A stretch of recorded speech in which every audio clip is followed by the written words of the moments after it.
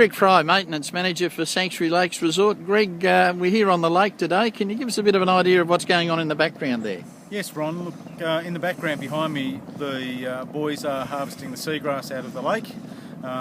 One is operating the truck saw, which is a specialist job, and the other one is operating the barge. There are 3 people over there requiring maintenance on the lake. We harvest about 2 tonne a day off the lake, and about 50 tonne a month of seagrass goes off the lake. So it's a lot of seagrass that we do take off. Why is the seagrass so important? Seagrass is required to filter the stormwater runoff that comes through the canal and also off all the houses that drain into the lake. By the time it goes over the spillway wall, the water is almost pure seawater as we pump in from a tidal storage pond on demand. As the tides flow in, there's a pump down there that will pump all the salt water through the lake through a network of pipes and outlets. And there is also an outlet right in the head of the canal that will ensure that there is some salt water getting into the head of the canal. And what about the wildlife here? Obviously, that is a reflection of the quality of the lake. Look, the lake is an extremely healthy ecosystem. We have an environmental scientist, Dr. Nick, who comes in on a fortnightly basis to test the water quality in summer and monthly in winter. And he's testing for the nutrient runoff, including things like the salinity. We have targets that we've got to reach for the salinity on the lake, and we're meeting those targets at the moment.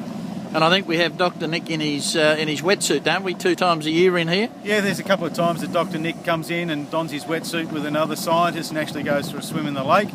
The lake is extremely healthy, and Nick comments every time he comes out of the lake about how many fish he sees and how healthy it is.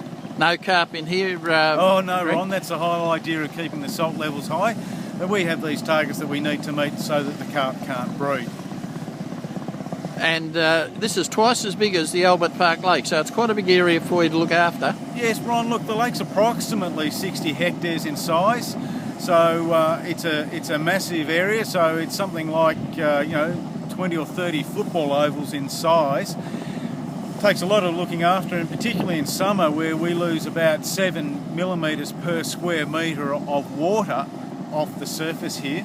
So on a daily basis in summer we need to pump in about 4 meg of water, and in layman's terms that's about 4 million litres of salt water comes into the lake. Of course, it provides a lovely vista for the residents and for also the golfers. Oh, look, fantastic. And look, I think we still all need to remember that the primary function of the lake is to filter the water that does come in through the canal and off the roofs.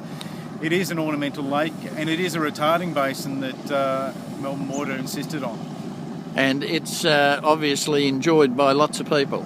Oh, look, the amount of comments that we get from both residents, golfers and visitors here is just phenomenal. They can't get over what the lake looks like. And on a beautiful day, Ron, it's a real highlight of the resort. Okay, thanks very much, Greg.